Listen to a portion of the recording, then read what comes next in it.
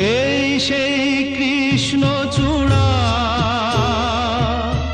যার তলে দাঁড়িয়ে চোখে চোখ হাতে হাত কথা যেত হারিয়ে।